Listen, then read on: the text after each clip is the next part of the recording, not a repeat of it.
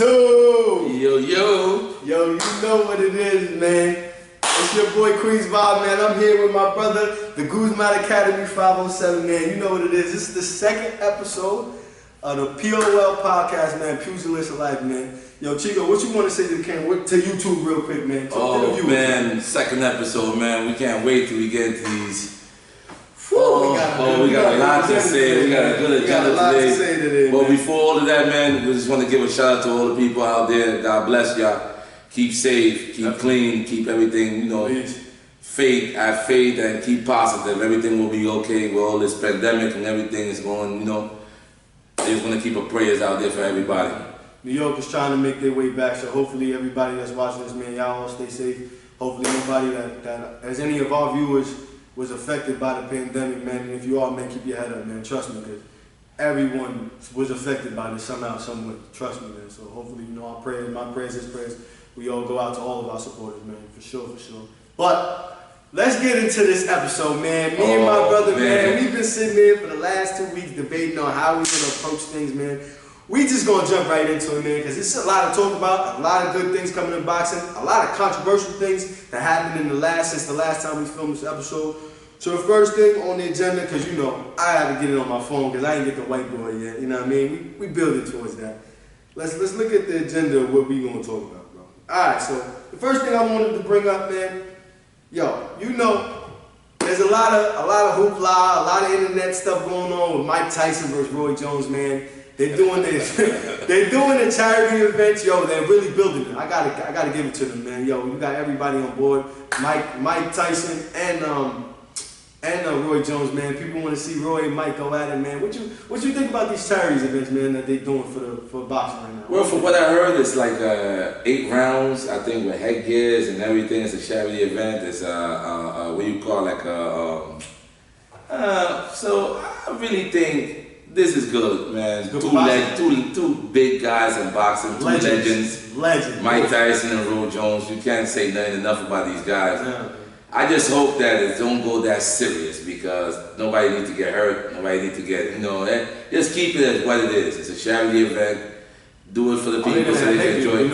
I would hope that they have headgears. These guys are supposed to be an exhibition, so. Not trying to say they passed their prime, but these guys were kids and families. And we don't want to see them get hurt. Anyway, because they both can hurt each other. They both got that type of skill. Yeah, these guys have the skills to hurt each other. Definitely, we don't want to see that. That's right. We just want to see a good, charity event, a good fight, a good exhibition. Roy Jones, Mike Tyson with his. We want to see his Mike Tyson big man move. So I'm looking forward for that. I'm really looking forward as a boxing person. I love both of these guys for what they stand for the sport, what they did for the sport, and who they are for the sport. Because when you talk about Roy Jones, you're talking about one of the best that did it. And when you talk about Mike Tyson, one of the youngest heavyweight champions, and one of the most ferocious champions out there. And I enjoyed to see him as a kid. I used to sit down and watch him with my dad, and you couldn't go to the bathroom when you come back, fight is over. You were like, wow, what the hell is wrong with this guy? And Roy Jones, left hook, I never seen a guy throw 3 left hooks at the same time, 4 left hooks. This guy was amazing. His jab, his IQ in the boxing ring, forget about it, man. I can't wait. I just can't wait. That's going to be a fun fight, man. You know what I mean? They put up a few fights. Mike Tyson's really doing a lot more promoting than Roy. But Roy just put out something yesterday, man. He looking sharp on the mix, you know what I mean? He put on a little weight, man, but that's because with the age. But don't sleep, because that's Roy. Roy is still give a regular dude the business, boy. Don't sleep. Oh no, you can't sleep with Roy. Don't sleep with Roy. Roy is still give a regular dude the business. Roy will give you a fight. That's a fact. Mike Tyson, I still think he'll knock out anybody out there if you give him that little chance in a little split second. Mike looks in shape. That's the thing. Mike looks in shape. Oh no, Mike looks like Mike is ready to fight again. Like so, so it's kind of scary at the same time that these guys are doing the exhibition because. It might turn into a real, somebody might get clipped. But I hope that they're writing this, that they write on these papers that say if they do any monkey business and saying any stupid thing that's going too hard at each other, they'll stop the fight because we don't want to see none of these guys hurt. These guys mean everything to boxing. These guys are amazing, so we don't want to see these legends get hurt like that. Definitely, man. And even more controversial news about that same event Mike Tyson, Roy Jones is the headliner, but the undercard is none other than your boy Jake Paul versus NBA dunk champion, 3-time dunk champion, Nate Robinson. Now, I don't understand. I knew Nate Robinson.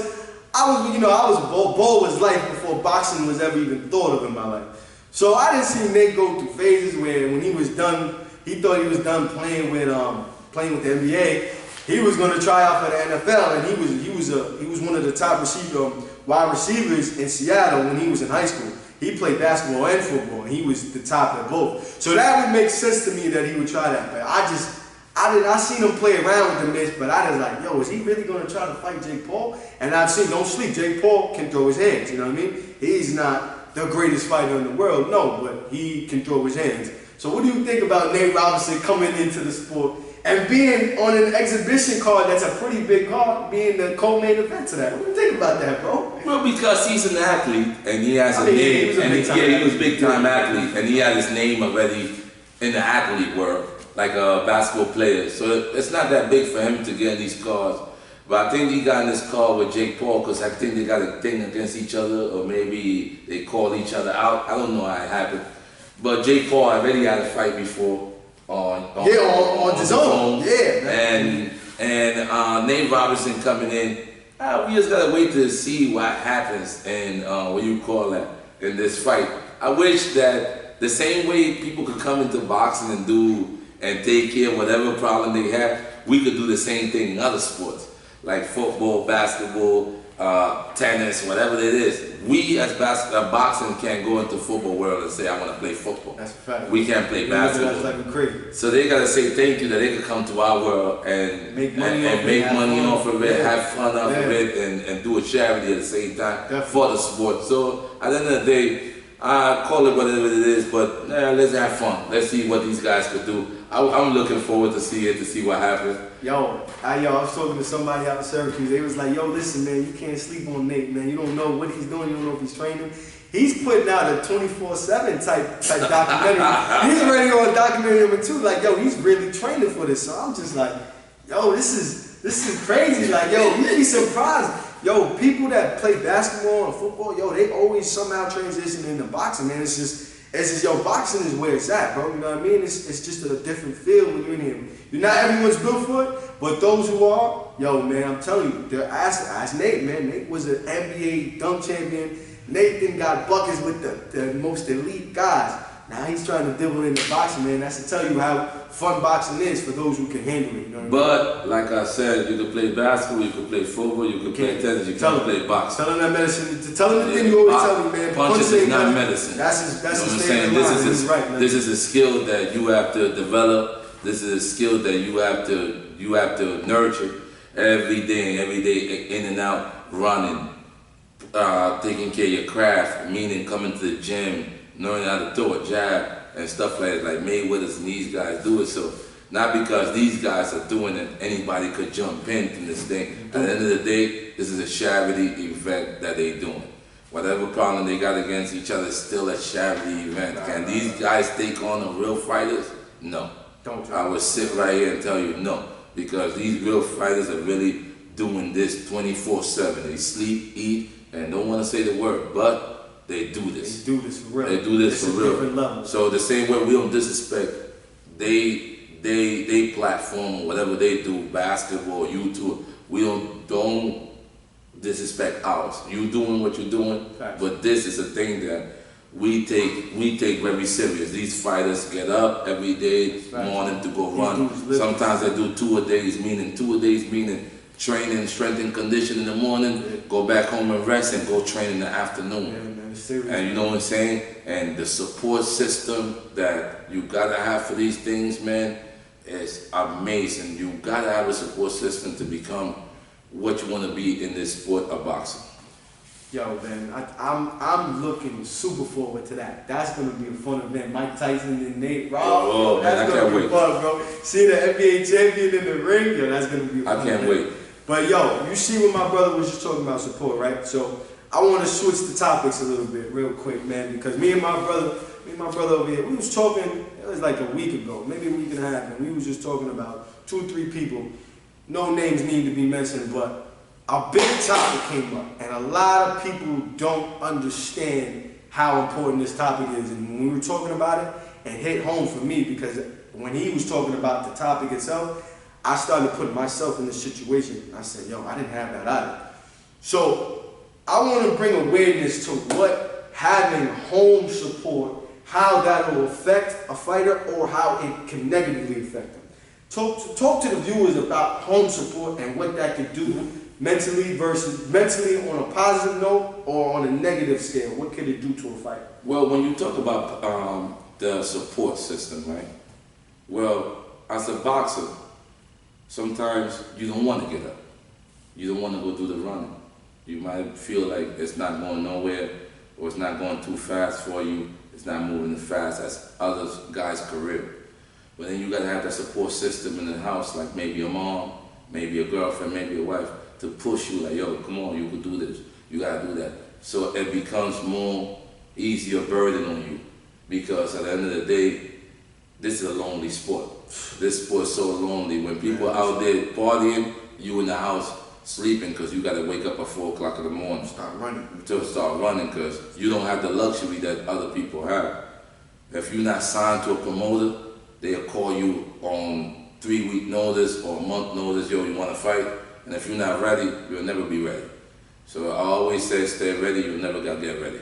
So some of these fighters don't have that privilege that they are signed to promoters. So they have to have so much support system. Why? They don't got no promoters, they don't have no managers, they only got themselves. And then when you go see, they undefeated, but you go, are they undefeated? Because when you look behind them, they have a support system that you like, oh, I see why they're doing it. You see what they're really doing it for. They're doing it for the family, feed their family, feed their little ones, feed whoever, you know what I'm saying? Like me and you was talking the last time.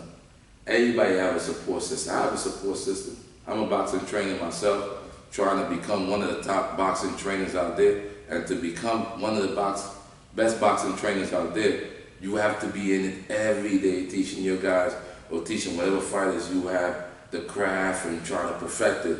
And sometimes no trainer and no fighter could tell me it don't get like, damn. But then what am I doing it for? Why am I doing it for? But I know why I'm doing it for. I love the sport. I love being around the sport. I love teaching the sport. So the support system at home is like, you love it, we love it. You know what I'm saying? So they push. Like they take it on with it. They take on that same task. They push you. You know what I'm saying? The same way you would give your woman a push if she's doing whatever. She's doing whatever, yeah. If she was doing whatever, she's doing whatever she's doing, and she want to be the best ever, you'll be her support system. So sometimes some guys don't have that support system. Now, you just mentioned that, right?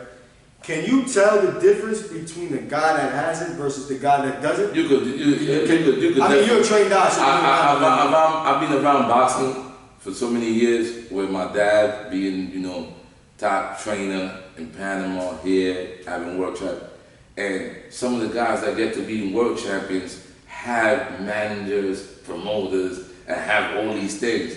They don't gotta work. They don't gotta do nothing. And when they go to fight, they get their little bonus. They get hot, so they come on. They could sit down for another 2 months, train, pay their bills and stuff, while the other guy has to go bust his ass to go work, make money, pay his own vitamins, pay his own thing, and sometimes even pay his own fight. How? When the pandemic wasn't around, selling tickets to be on these cars, which is not bad because at the end of the day, if you want to do it that way, then you don't have nobody in the back of your neck, like no manager, no promoter, you do it yourself. You're your own boss. You're your own boss at the same time. And let's be for real, one of the greatest did it that way. Mayweather, he's his own boss. So he proved that you could do it, but still, you sometimes need that support system. Talk to the people about the fighters that don't have the home support, the extra push. Because you were telling me you could see the difference in the guy that has that extra push at home versus the guy that doesn't. What do you tell the fighter that if they get to see this, they realize, I really don't have that home support?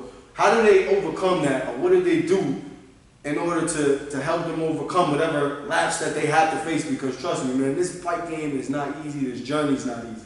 At the end of the day, right? Like, for example, if you're a musician, right? and you a rapper or R&B singer or country singer, whatever, and let's say you have a significant other at home, and you go into the studio spending your money recording these songs. If you come home and she don't show no effect that other people show for your music, and she's supposed to be a significant other, or your mom or your sister, whoever's with you, your family, right, whoever's closest to you, don't show the same emotion for you. Sometimes it gets on you like that. They don't believe in my dream. They don't believe in what I'm doing. But at the end of the day, I just say, and I look in the camera, I tell you this, it's a lonely sport, but if you think you could do it, do it. You don't need no one to validate you or tell you how you could do it. If you're the one getting up every day to go running, you're the one doing your diets, you're the one cutting weight, you're the one jumping in the ring. At the end of the day, as coaches, we could teach you, but at the end of the day, you jump in the ring alone. We could guide you and stuff. If you think you could do it and you could put 100% in, then the results will be good for you. Don't ever think that you need sometime the support of somebody to push you to where you go get, because then every time you want to do something, you are always going to look for someone to push you. And at the end of the day, it could be something bad for you if you're always looking for someone to push you, because at the end of the day, you need that push yourself. Especially when it gets deep in those later rounds, man. That's saying? nobody's in there with you, man. Something has. So I see what you mean, man. But you could definitely tell when somebody has home support and it does positively affect people, right? Yo, man, I wanted to bring some awareness to the viewers about that, man. Home support is key. I can just tell from my own boxing journey, man. When I was really taking this serious, did I have the home support that he was talking about? Not really.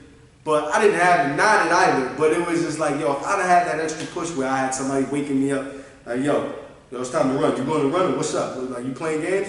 Yo, I think it would have just motivated me that much more to become better, man. You know what I mean? So I can just tell from my own personal experience, man, yo, people need to be aware, like, yo, when you see these fighters, man, yo, any type of support is a blessing, man, you know what I mean? But the home support, if you got that, man, that's a real blessing, man, because I can tell you from my own experience, I didn't have that. And not everyone does have it. I've met guys through my journey growing up, right? Because I played every sport. But my sport main in the house was boxing because my dad, right? And I played basketball, I played soccer, I was a good soccer player and stuff like that, right? I met guys that played basketball to this day, brother, my age, and were crossed Nate Roberts. These young guys didn't have the mother that I had or the father that I had, because there was maybe only one mom a crib and there were so many of them to be watched that if they would have been pushed to go to school and do it the right way, these guys would have been taking care of their family forever with boxing or football, whatever sport they did. Sometimes that support or that push, man, is just the extra that you need to keep going. Yeah. But if you want something in life, you gotta go get it yourself. Because at the end of the day, the ones that has to get up in the morning to run is you. The one that has to get up and go train is you. The one that jumps in the ring on a basketball court or football field is you. Any sport is you. You gotta put the pain in. You gotta put the time in. And if you don't put the time in, who's gonna put the time for you? Just remember that. Just stay out there, stay focused, do what you gotta do to get to where you wanna get. At the end of the day, you could sit down and there will be no regrets. You did it the way you wanted to do it. So you know what I'm saying? Sometimes some guys don't have the career, the luxurious careers that other people have, but at the end of the day, they could sit down and say, I did it the way I did it. And no one could tell me no different. And they feel comfortable in their skin. But the worst thing in life is to feel like you didn't do what you wanted to do, and you didn't do it the way you wanted to do it. So it always will be regrets in the back of your head. And a person that lives with no regrets has a good life, man. Yo, man, spoken best for my brother, man. You know what I mean? So, you know, that's just one segment. I'm gonna try to keep bringing awareness to the YouTubers and to the people of the platform, like, to understand, like, boxing is just so much more than when you step in this ring, man. It's so much more to it, especially if you're taking it serious at the amateur or the professional level. I don't care if you 1 in 15 or 20-0, man. It's still the same preparation. You know, the records are a whole different ball game, or why your record is like that. But if you're preparing the way you're supposed to be preparing, it is the same thing for every person. There's blood, sweat, and tears in this ring. And there's just so many aspects that go further beyond stepping in this ring that a lot of viewers probably don't understand, because a lot of people don't have the heart to step in this ring. You know what I mean? This is a different game. So, yo, but with that being said, man, I wanted to bring something else up to you, man, because I know we talked about this, and I think this was like one of the worst displays of boxing promotion I've ever seen in my life. A few weeks ago, there was a card on Danza. This was during the COVID. The Zone, yeah, I'm sorry, I always pronounce it wrong. The Zone, DAZN, the app. It was a women's 8-round fight. I don't want to butcher the names. Just let me look at the names real quick so I don't really butcher these names, because it was, what was the girl's name? I'm sorry. Please forgive me. I apologize.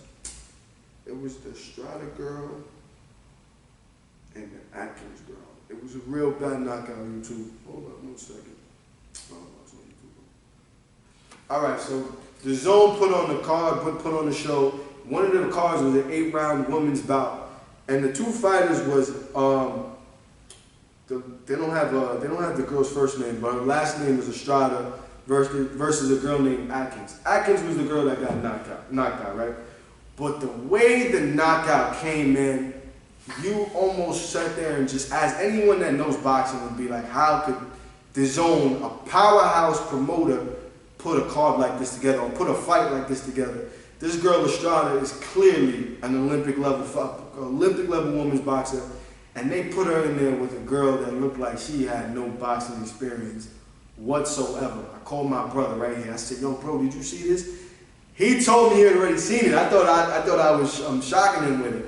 Yo, bro, talk to them about what you saw and how you felt when you saw that fight, man. Because it was, in my opinion, it was disgusting to me personally, seeing that. If you talk to 100 people that know boxing, 99 out of 100 people will tell you that she signed a contract, and because she signed the contract and she knew what she was doing, she knew what she was getting herself into.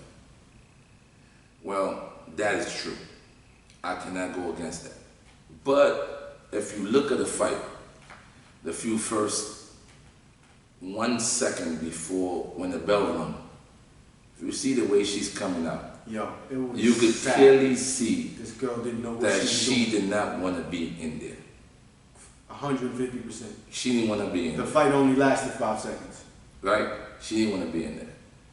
And this is the same platform of guys, the Zone. No disrespect to you guys, but if I call you tomorrow and tell you I have a fighter that's undefeated 10-0, and I need you guys to give me a little help, put him in the car and stuff, you guys will ask me questions and how many tickets can he really sell, what's it? Real boxing politics. Real big boxing politics. Yeah. But if I ask you questions and tell you, do that girl deserve to be in that ring, you'll try to answer with the most political answer, talking about, yeah, she signed a contract. Listen, you guys are getting on my nerve. After the shows and fights that you're putting up are not even matched the right way. These guys are not getting matched up with nobody. There's better fighters out here for the guys that y'all doing. The only thing you guys got going for you is Joshua, Canelo, and Triple G. Yeah. And because of these guys' name, they got to be matched with the best. But the rest of you guys put in cards that my man is not even worth it.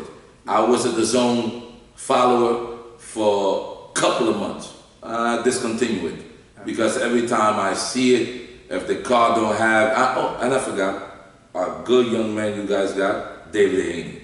Because the guy wants to fight whoever you guys want to put him. Yeah, and not blaming him for the guys that you bring him, those are the guys that are taking a fight with him. Because nobody wants to fight that. He calls them out. He calling out these other guys and nobody wants to fight. The top guy. He called out. Matter of fact, he done put a video out there with the family ducks. And he just put it up there, and nobody answered this guy. Yeah. So now I'm starting to believe what he said. So all the fights that happened, I heard that he was supposed to fight the Cuban guy, what's his name, that just fought Gervonta Davis. Cuban guy. That for Gervonta Davis. Right? And that Gervonta Davis had a problem with him for 12 rounds. Are you talking about Francisco? No. Gervonta Davis just had a fight with the guy messed up his Achilles. Right. Okay, we'll figure it out. But You got me thinking. you know, he's fighting that guy, right? And 90% of you guys would be like, oh, why is he fighting him? Because the guy wants to take the fight against him. Gamboa. Oh, Yorgis Gamboa. He's fighting Gamboa. Cuban, yeah. They're the Cuban. And Gamboa is a great fighter. Gamboa is a great fighter. But 90% of you guys will be like, why David ain't fighting Gamboa? Because that's the one that's answering the call. Yeah. And no one is. Gamboa- Everybody wants to ask for $10 million, $7 million, $5 million. Let's be for real. We're in a pandemic where there's no fans involved. Some of the fights against you guys won't be pay-per-view. So you have to be reasonable to what you're going to get paid. Right? So some of these fights have to be done. The guy calling you guys out, nobody answering the call. Most of you guys think he's playing around and you want to joke back with him on Twitter. He's not joking. The kid likes to fight. He's a fighter. He wants to fight you. Who's going to answer the call? Nobody answers the call. So the zone, man, to you guys, man. Come on, man. You gotta do better. You gotta do better than this. You gotta Man. do better than that display, man. Now, Come on, man. Look up the fight. It was if you type in YouTube the fastest women's knockout, this fight is gonna pop up all over your screen. Come on, it's man. Estrada versus Atkins. This fight lasted literally like 5 seconds. The girl walks out, and it was just like, yo, does she know where she's at? 5 seconds later, the girl Estrada puts about 6 punches together, and the That all connected. all connected. Put the girl to sleep.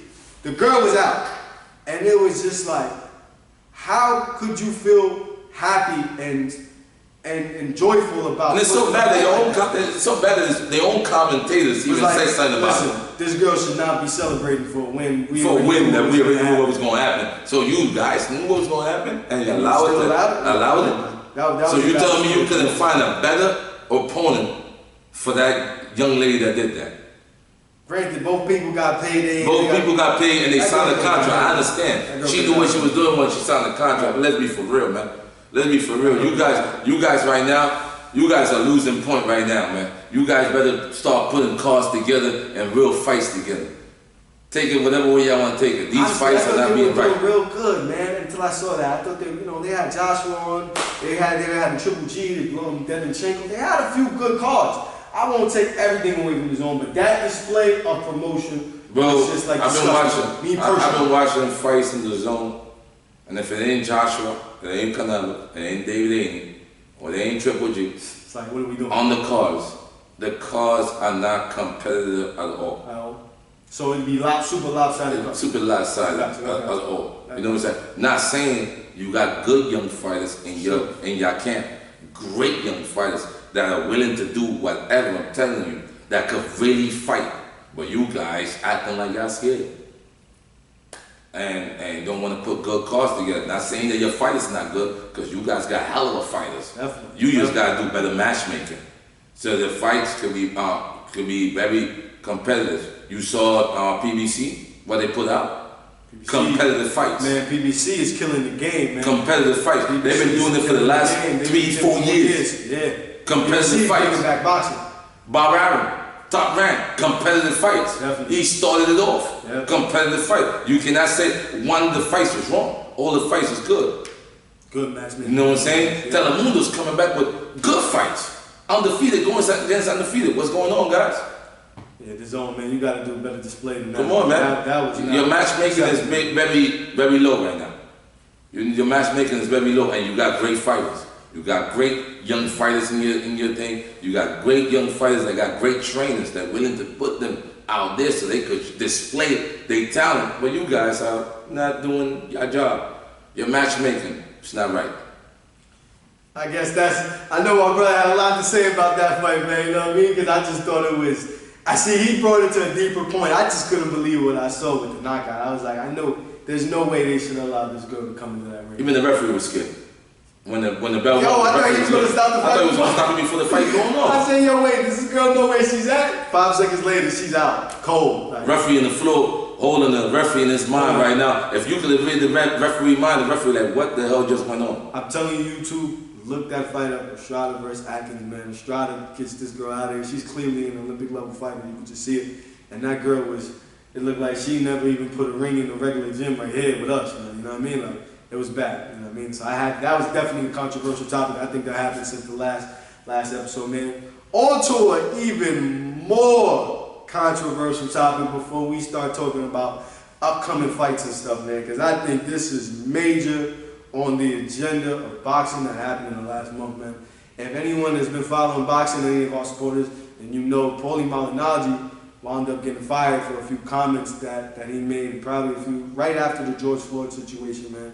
And basically it was along the lines of, he was like, I don't support the Black Lives Movement matter, and I understand. I actually seen a few people say that are my color, my skin complexion, African American, Spanish, whatever, that said they don't support the Black Lives Movement matter. I understand. And they have their reason for it, and it's a good reason. But then he said, I don't support the death of George Floyd, and a whole bunch of things came negatively behind him. One, he lost his job. Two, now a lot of people think he's a racist. And I'm not gonna sit there and lie. His reasoning behind it, I don't want to be biased because I'm trying to keep a level head here and I'm not trying to choose sides. I'm just trying to stay neutral. But with the comments he made, man, it's kind of hard for someone of my color to think that he's not a racist. You know what I mean? What do you think about it? Because I know you know this man personally. Matter of fact, I don't know him personally. But if he ever sees this, I had dinner with him in Texas when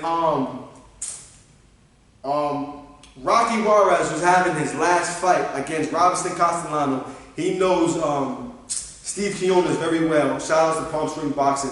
I used to train out in Palm Springs in California. We were in Texas. Rocky Juarez fight.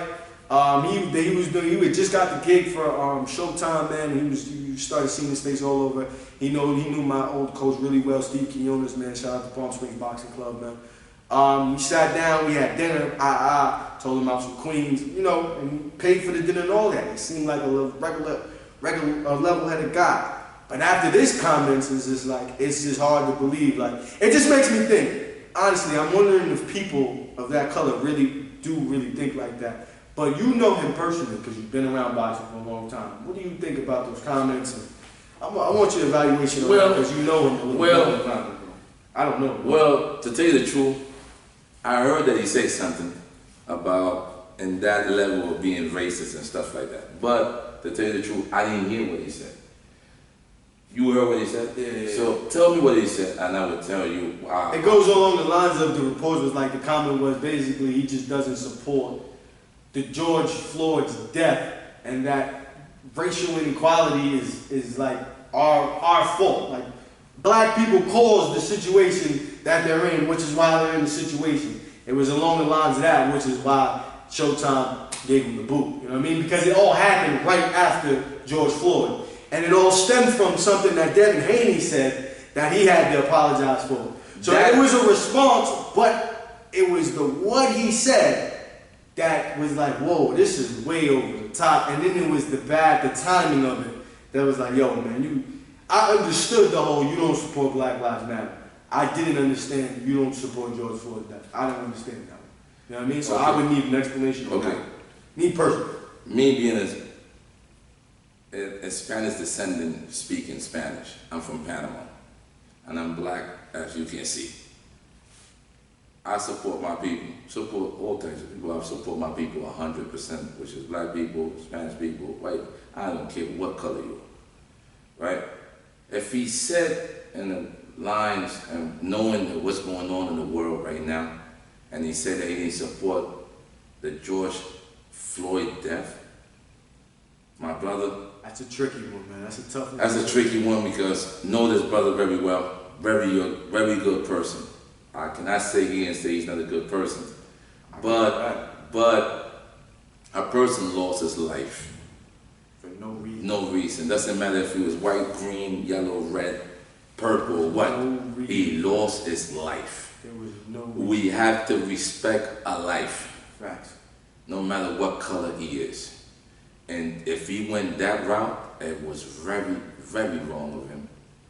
And an apology will be very understanding, because if it was a white person or a Chinese person or a Spanish person that died, and I would have said, I don't support that white person or that Spanish person or that black person dying, I would have been called what people was calling him, a racist. That's a fact.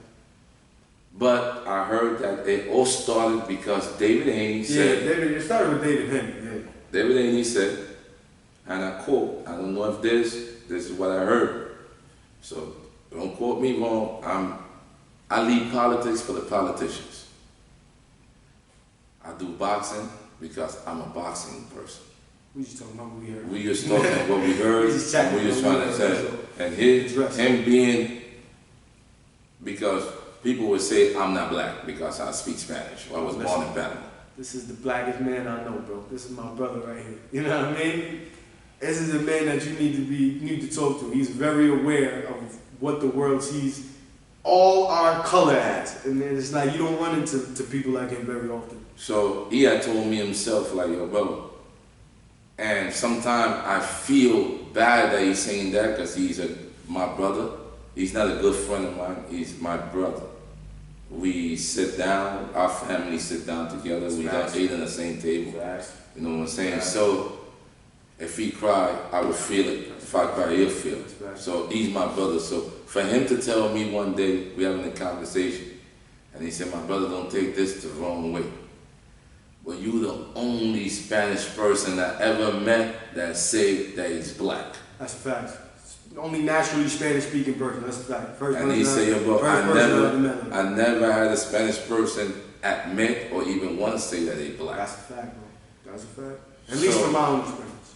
For him saying that, I felt like, wow, what he went through, that he has to feel that way. That's a fact, and it's crazy because I'm happy. So you gotta understand that when he hears these remarks, he will feel some type of way because he's a black man. That's fact, bro. That's fact. Right? So if David Haney said, and I quote, this is what he said, no white boy will ever beat me. Yeah. Was it wrong that he said it that way? Yeah, sure. Yes, it was. He apologized for it. And he did, yep, he did. He apologized for it.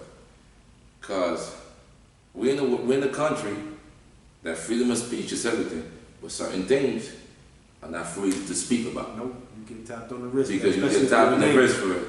And right now, what's going on in the world with all this racial content and all this, you know, everybody in the high with the Black Lives Matter movement and all these stuff, you got to be careful what you say. Very. And if Paulie turned around and said, I don't know what he mean by that, because right now the Europeans are running the boxing world. My brother, the last time I heard, oh, he mentioned something about the Europeans. He said Europeans. Oh, okay. That's what. Yeah, he said like black fighters aren't running. The one that running the boxing was Europeans. I mean, yo, he's just making a bunch of. He's making a good point, but the point that he did was even bad, because when you say European, Joshua's European. I was like, wait, yeah. When I heard, I was like, wait, and Joshua, the last time I know, he is black. Black man. Who else? Du Bois, whatever his name is, big heavyweight from England. The last time I know, he's European. What color is he? Black. Devin White, the white kid. Devin White. Devin White, black. They black and they Europeans. Top guy. I know what you meant, my brother. Other people are sensitive to the content of you saying, like I said, you leave politics for the politicians, and you should have left that conversation alone. Yeah, that George Floyd, man. That George Floyd hurts because a person lost his life. And there was no reason. If it was an Italian person, where you come from, my brother, and I'm talking to you from the heart because I know you, and I want to give you the benefit of the doubt, like I told my brother here. Sure. I want to give him the benefit of the doubt because you're a good because you're a good man, and I know you personally, my brother. And if you ever get to hear this, I know you personally. I got to see you since you was a young boy in Gleason's, coming up in the ranks in the amateur. You done did it. When you see my dad, you approach my dad like he's not white or black or Spanish. Look, when you see me, the same thing. So maybe you had a little relapse on what you said. An apology is not too fresh and it's not too wrong.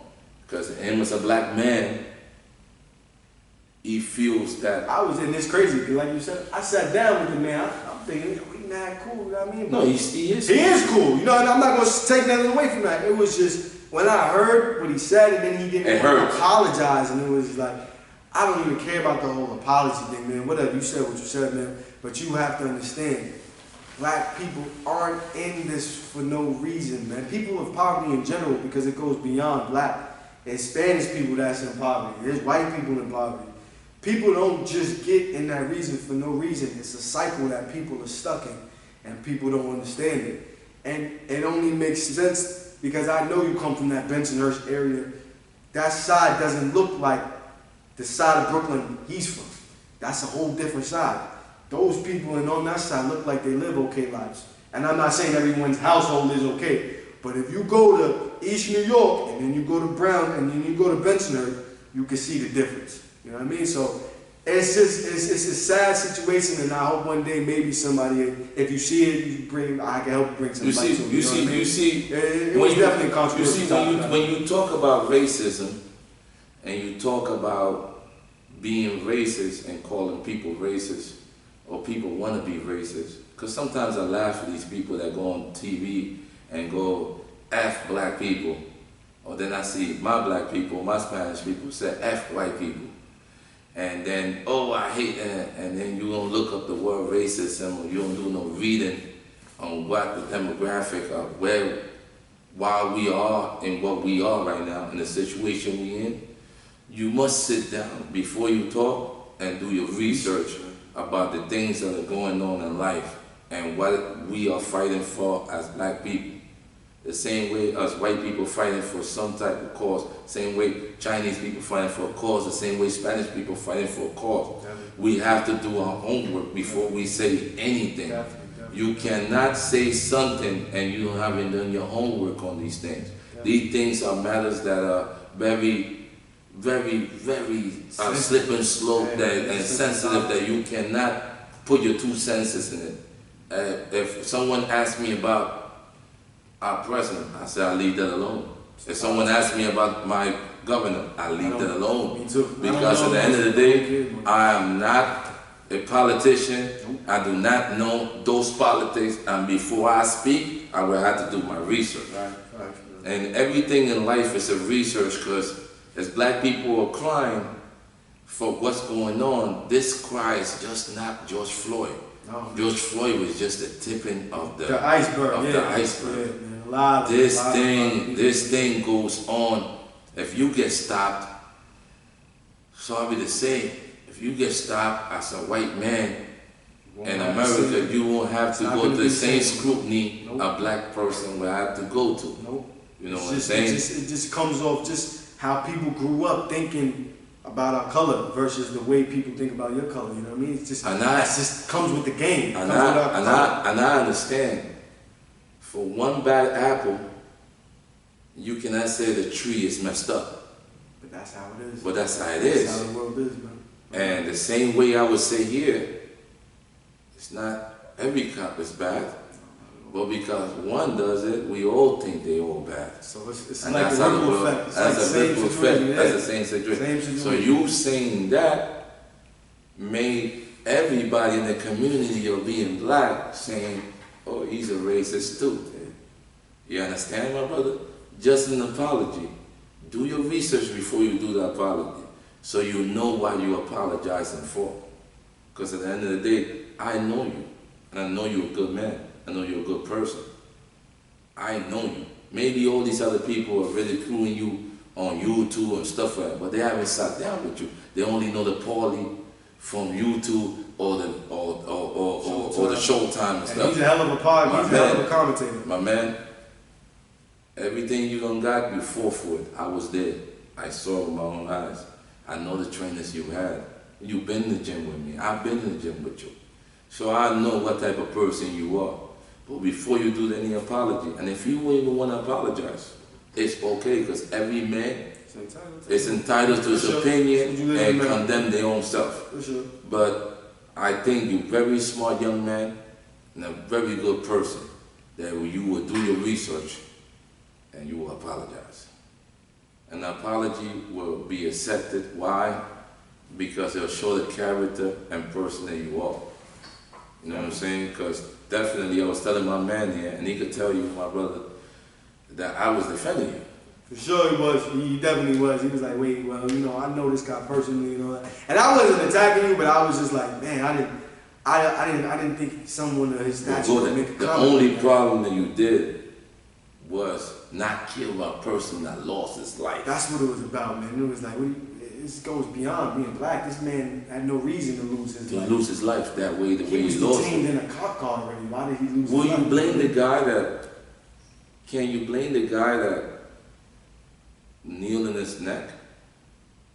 Yeah, you blame him. But you blame everybody else that was around. For sure, that did nothing. Yep. Those other cops that failed to serve and protect. And notice we didn't mention the color. It was a cop thing. It wasn't a color. It wasn't a color. Because there was a whole bunch of racists involved. Yeah. And at the end of the day, I'm not a racist. I love people for who they are. I was a cop thing. White, black, Chinese, but I don't care who you are. Cool with me, I'm cool with you, brother. If you okay with me, and you stand for where you stand, and it's not condemning other people or your point of view, I'm cool with you. I support you, whatever you want to do. You know what I'm saying? But at the end of the day, man, an apology, I think it would be fit. It would be fit into the crime, because a person's lost his life once again. Not about Black Lives Matter, because I know black people that ain't support it. I don't support this movement. It's about a man whatever they say, no reason. But man lost his life. That if this life don't get lost, this thing don't happen. Sometimes things need to happen for things to happen. True. But he didn't have to lose his life for things to happen. It shouldn't happen that way. That shouldn't happen that way. Because a cousin, a brother, a sister, a father, daughters lost a father. Forget anyone else. 3 kids lost their dad. The dad. Those are the kids that needed him. And how they gonna grow up? They're gonna grow up knowing that their dad passed away or died because of something that could have been avoided. Completely 150%. Avoided. Completely. But as we speak, right? I call for all my people. When I mean my people, I don't mean black or Spanish alone. I call the human race. For us to sit down ahead of the table, put our petty differences aside, and let's work with each other, because together we stronger, and divided we weaker. That's facts. That's facts. And as a person, I tell you, I have kids that are living in a black community. And the conversations that I gotta have with my kids, it's not a conversation that I want you to ever have with your kids. Yeah, man. But that's a conversation I gotta have with my kids. But it's like that, man. That's what makes me. So you gotta understand where people are coming from. That's what it's about. Maybe you don't come from that demographic. Don't. That comment right there tells me, like, you don't. I can understand it. That's why I didn't completely hold it against him. Because I said, you know what? He doesn't come from that side, so he doesn't see the perpetual cycle of kids being lost in the system. And let's applaud the people that came out that are not our color to support the movement. For sure. Because they are also tired of seeing other people ridicule us for no reason, just for the color. The color of the skin, man. So I applaud you guys out there, and I commend you guys for doing a good job. Definitely. Thank you. Thank you very much for standing with my brother, because like I said, 90% of you guys would say I'm not black. And Lies. This guy right here say I'm the blackest guy you ever met. Yeah, blackest business person I ever met. He's not big, he's black to me, you know what I mean? Word, And that's a you know what I'm fact. saying? So we thank God that we had this platform to talk about these things. Because it's a platform about boxing and everything, About life, but too. sometimes, and we only wanted to bring this to light so a guy like Paulie could get his life back on track because he's a great person. And just one moment, he had his little slip. Yeah, I think it was just a bad situation. A bad that situation, got a bad, super blown up because of the way he did it at. That's because if it was a black person saying it, nobody would have cared. nobody would care. It was Paulie Malignaggi. It was Paulie Malignaggi. Sports commentator, world champion. This, And that, he's that. happened to be an Italian white White man guy from Brooklyn, you know what I mean? from Brooklyn. So That's why you got ridiculed, my brother. Yeah, yeah. But other than that, my brother, I know the type of person you are. And I know the type of person, that's why Showtime hired you. You're an outspoken person, Hell of but a commentator, man. there's certain things that you can't be outspoken in. Yeah, Certain things that you gotta watch what you say. Yeah, for sure. You know what I'm saying? We're not here to bash nobody. We are here to help you. We are here to support you. We are here even to bring you up. Because I think you're a hell of a commentator. Sure. And I want to see you back on TV. That's facts, man. You know what the hell you're talking about. You've been there, you've been in the And ring. does anybody go against us for even trying to show some support for you? Comment down below, man. Comment down below. Definitely. Comment down below what you Comment think down about below this what you topic. think about This this is topic. definitely. And you could literally, no. We'll get back to you. We'll even shout you out. We'll next shout time. you out back. We'll bring it up Because again if you felt some type in of way this about world, this. every man needs a chance, every woman needs a chance, anybody needs a chance to redeem themselves. For sure. So he has to have a chance to redeem For sure, himself. for sure. You know what I'm saying? Because he's Paulie Malignaggi, not because of being a commentator or being a two-time world champion. No, because he came from the bottom too, and he understands what's the suffering in the bottom to get to the top. He just had a little slipping moment. Sure, man. Paulie, wherever you at, my man, my love to you, your family. Peace, my brother, but just remember, just take what I said, do your homework. And if you don't feel like you have to do an apology, every man is Every man entitled. That's entitled why we to live his in the United opinion. States, baby. That's why we live in America in the freedom of speech world. Yo, man, so we got to that. We're going to get to these fights, man. We're going to talk about these fights real quick, and then we're going to wrap it up, man, because, you know, you keep me and him, we talk all day, man. This is what we do, you know what I What we mean? do, man. Yo, alright, man. So we had a few fights in the past. It happened about a month ago. Well, not like 3 weeks ago. Samuel Vargas versus Virgil Ortiz was the main card. Before they fought, though, it was Oscar Valdez versus Jason Velez. I want to get to that fight first, man. What'd you think about Oscar Valdez versus Jason Velez, man? What'd you think? I thought Oscar Valdez, he's training with Reynosos, the trainers of Canelo. Canelo, yeah. You know what I'm saying? He's doing way better. His boxing got better, but I always see little flaws there. Once he get hit, he's right back to being Oscar Valdez, going to war. Banger, right? But he looked good in that fight with Jason Velez. He did what he had to do, knocked him down. Then he knocked him. Then he stopped he stopped the guy.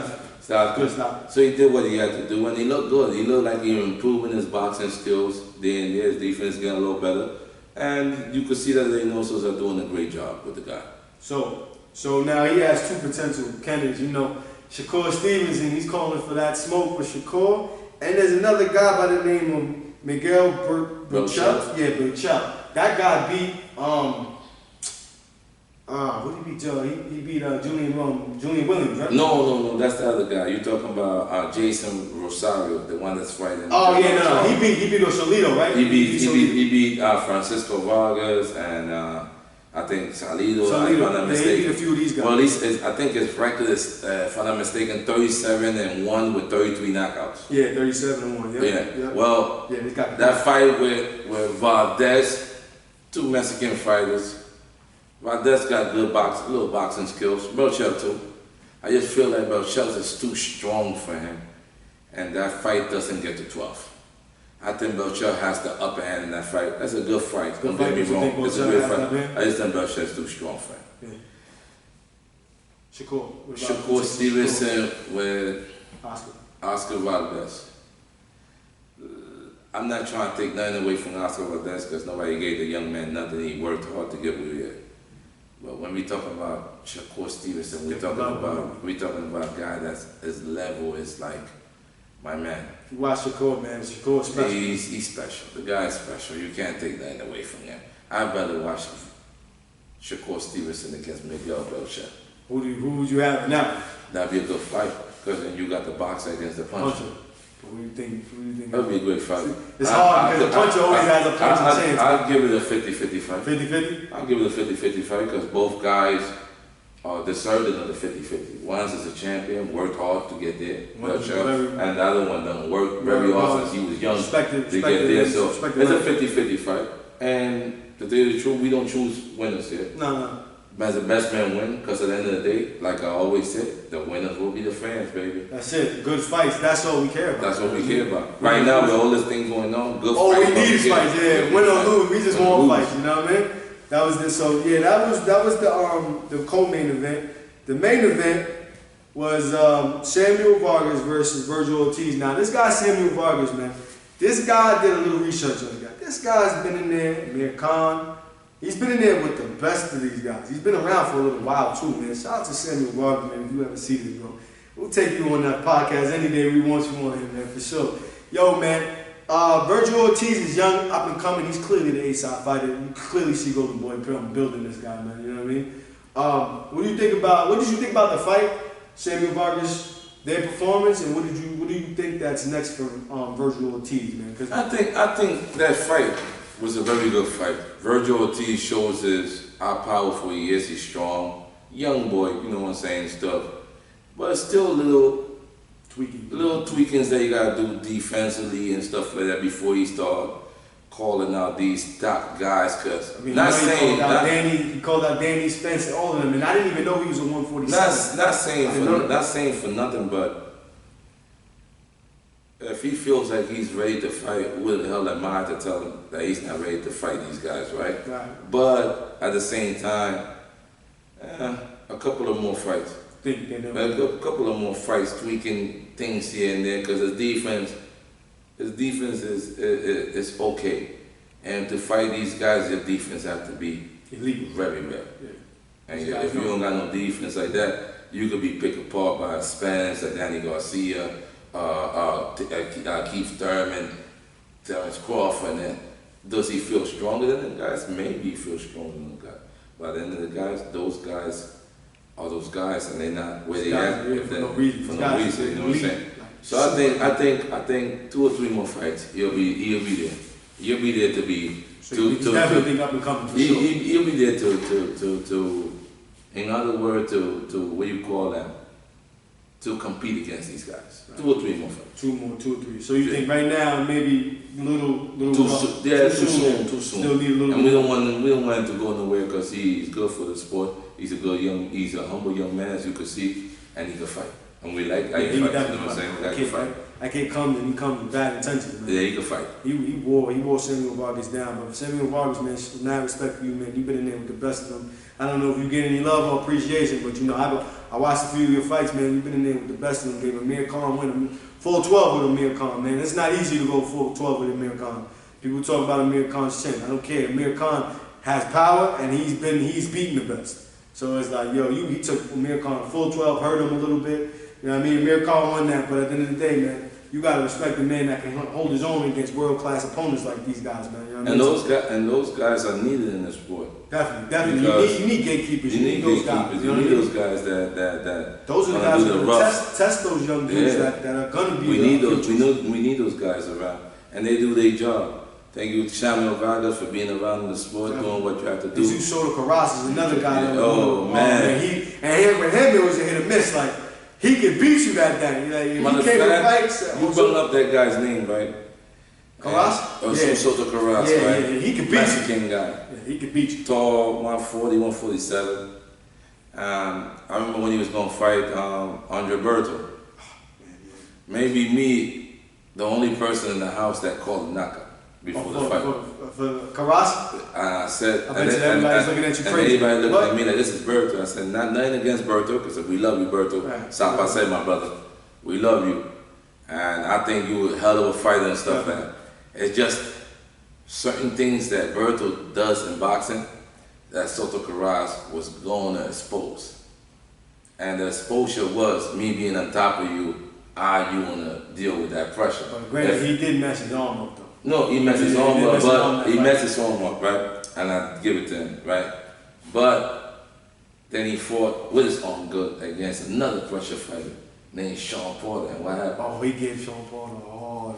And Sean Porter knocked him out, Yeah. Sean Porter did the same thing Suso Karass did, being on top of him, smothering him, punching. He couldn't deal with it. Couldn't handle it. So that style just wasn't for it wasn't for him. Style, yeah. It wasn't for him. Styles didn't match, man. Like, there was a fight too back in the days. Not back in the days, not too long ago, maybe a few years ago, 3-4 years ago. Ruslan Provodnikov against Chris Algieri. Man. If you watch the fight live at home, Provodnikov spoke after the fight. And he had a translator. If I was a translator, I wouldn't have said what he said.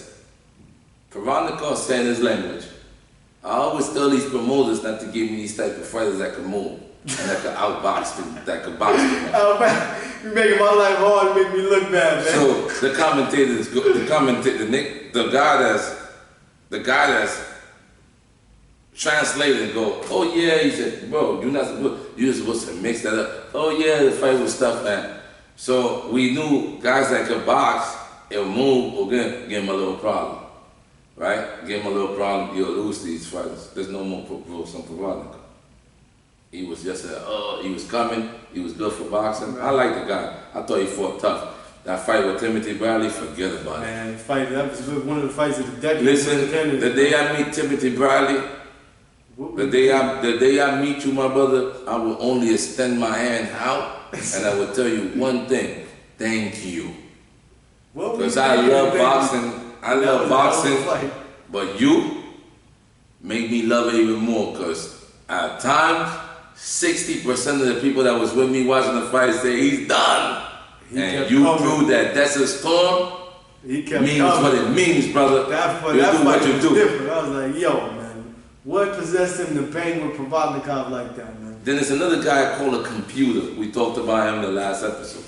The reason I called him the computer, and I'm starting to call another guy the computer because he's retired now, but this guy's still fighting. The first fight with Canelo Triple G, it could have went either way.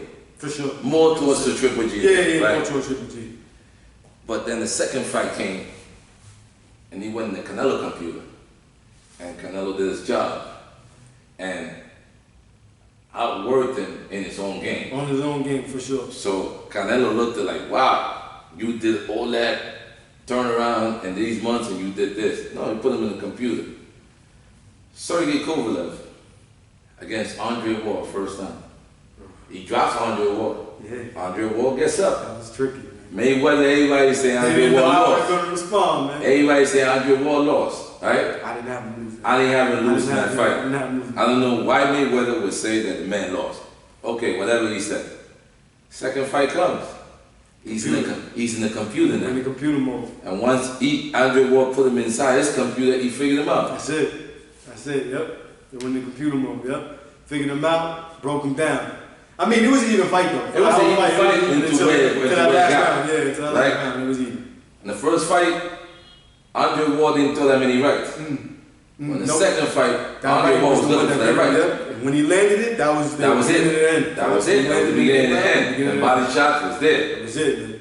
A lot of people say Virgil Hunter's not a great trainer. My man, where y'all been? I'm sorry. Andre Ward didn't get that way for no reason. Oh, because Andre Berto and Berto lost. Hey, fighters lose. There's a lot of trainers that have. You guys gave ESPN and the world gave Pacquiao the fight of the decade, and he got like 7, 6, 8 lows. I was stuck with that because the fight of the decade to me, the fight of the decade to me would be the guy that reigned and never lost. Hey, Floyd Mayweather, It was either Floyd or Canelo in my books. Canelo, or G. even Andre Ward never lost. But I wouldn't put Andre Ward in there just because he was inactive for a few years. for a few years, I would go Triple G. But okay, those guys, but he wins. Yeah, I didn't understand back then. Freddie Roach, great trainer, done great things. 5-time trainer of the year. Even while Mayweather was still undefeated. Yeah. And these other trainers had fighters doing better than him. One year, I believe he won it where all his fighters lost. Politics. That's what we call that. Politics. You know what I'm saying? If you're going to give trainer of the years, give it to the guys that never lost. Yeah, you got to give it to the guys that You know what I'm saying? For sure. But they had a guy named by an ESPN named Dan Rafael. This guy, I used to get mad sometimes to watch this guy because everything was Freddie Roach, and won't give no other person no credit. And I'm not saying Freddie Roach is not a great trainer, because you are. He's a hell of a great trainer. But my man, the Robert Garcias, the Virgil Hunters, the rest in peace, and may God bless his soul, the Floyd, Roger Mayweather. The Mayweather. Hey. Well, you know they didn't give it to Mayweather because, you know, Because you were only training his son, his nephew. Hey, he's still winning. He's winning everything. Winning everything, never lost. Never lost. Pay-per-view was up there. He did that. Nobody Come ever on, beat him in pay-per-view. come on. So you gonna tell me he don't get it? And then you have guys like Uncle Andre Rozier, have fighters winning and bringing fighters up.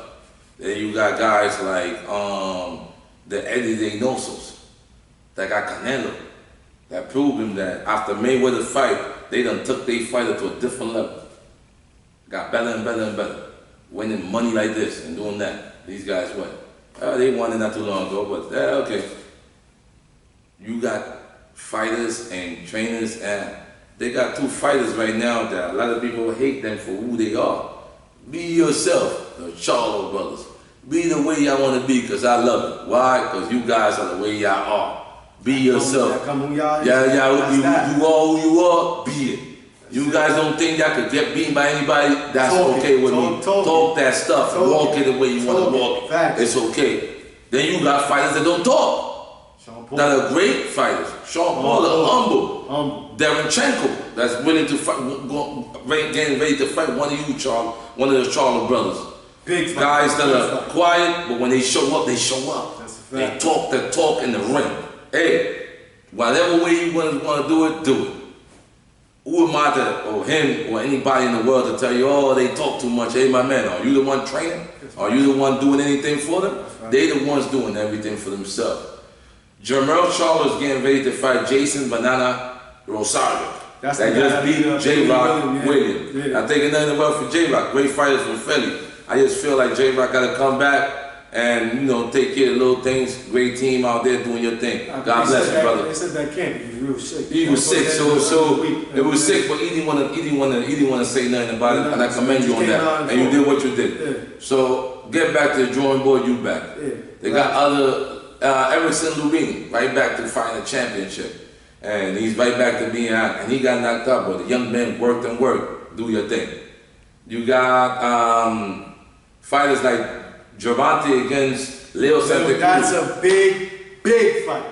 I would lean towards Gervonta though, because I think Gervonta because of more explosive and stuff like that. But not taking away from Leo, he done did everything in this sport 3 times. I think 3-time world champion. And the guy can fight. It's a 50-50 fight. No, I don't think so. But I'm gonna love every minute of it. Because you know Leo's gonna bring it, but just and his father and his brother and them gonna do everything possible to get him in a position to win that fight. The same thing, he's fighting Gervonta. And Gervonta is a different beast. And you gotta give it to him. I always say Gervonta, a focused Gervonta could be whoever he wants to be. He just gotta be focused. The fight between Prime Time and Arboleda. Arboleda is from Panama, my country. Tough guy, strong guy, huh?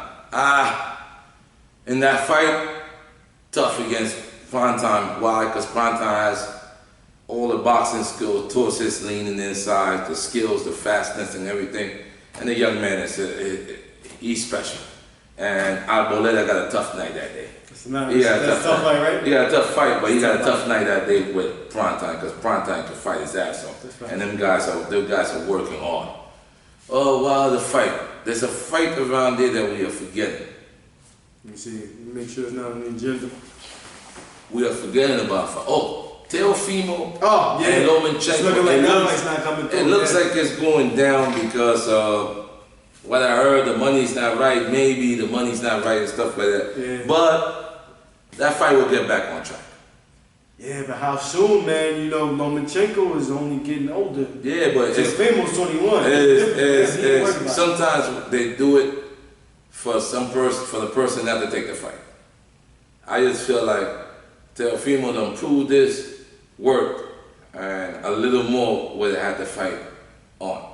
We are living in strange days with no fans and no nothing. Yeah, people. Money is very, very spectacle right now. If we don't see that fight, I'm gonna bring you another question.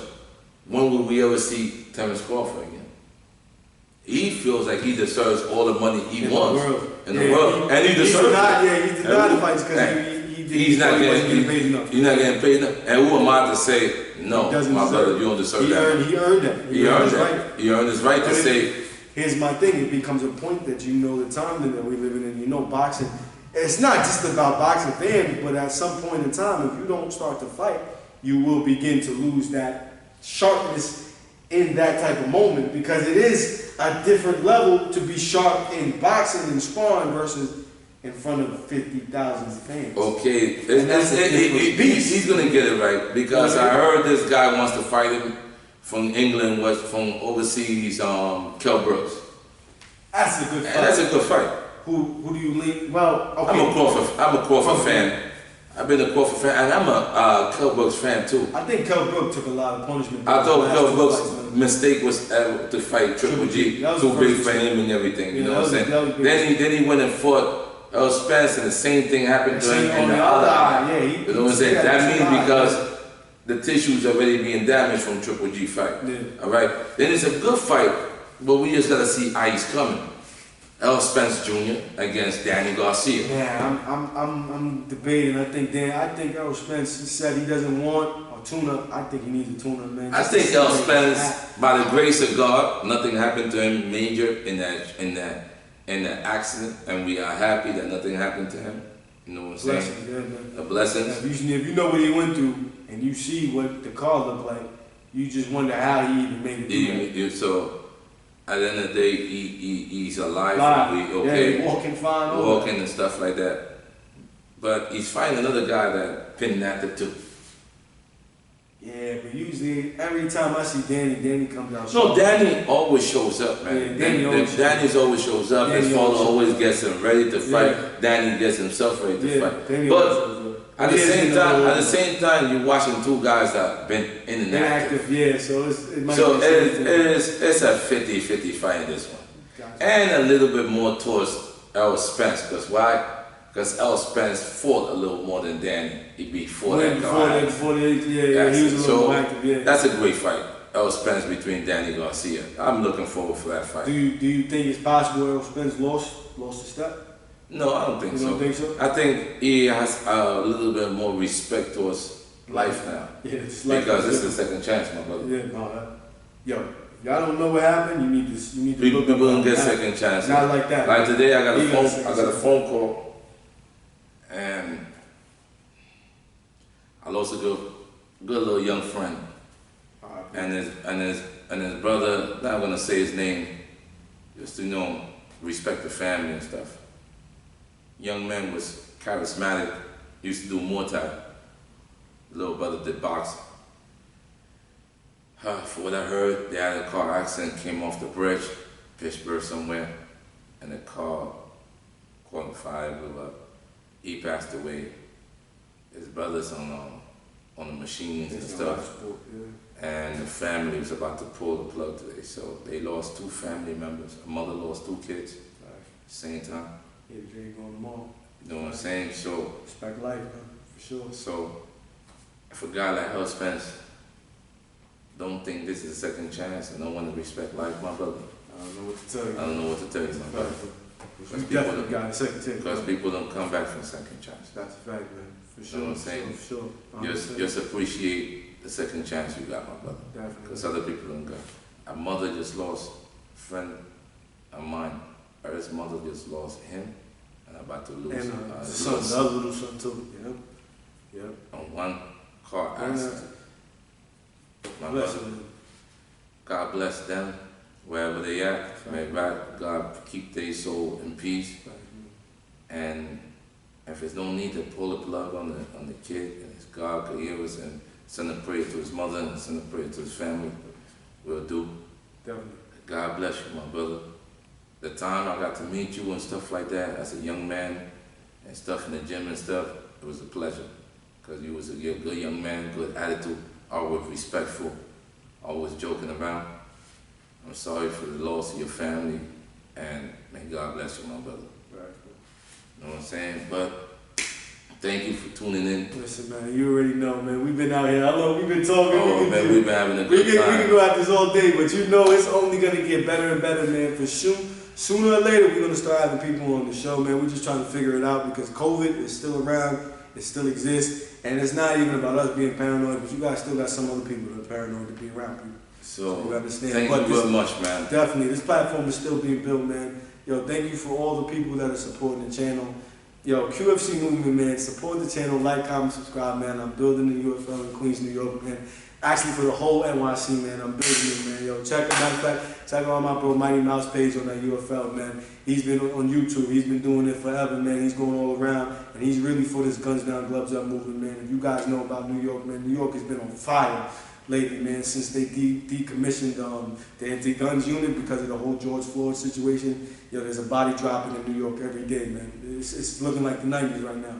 So I'm really pushing for this Guns Down, Gloves Up movement, man. I was just out in Philly yesterday, man. I'm gonna have my vlog out, QFC Movement, man. Check it out, like, comment, subscribe. You know my saying is support is free, man. Yo, Pugilist for life. We got a lot of big things coming, man. Stay tuned. You know what it is, man. You know the vibe, man. Queens get the money, man. Queens stand up. I'm with my brother Guzman Academy, man. And you know what it is, man. God bless you guys, man. Stay safe.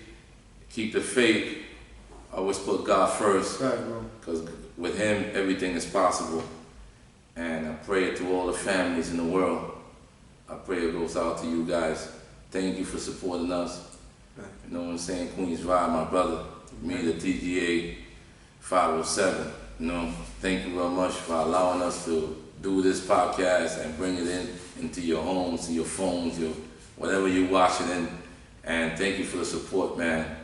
You guys have a blessed day, blessed night, blessed week. See you in the next episode. Already. Bang. Queens get the money, put my city on the map.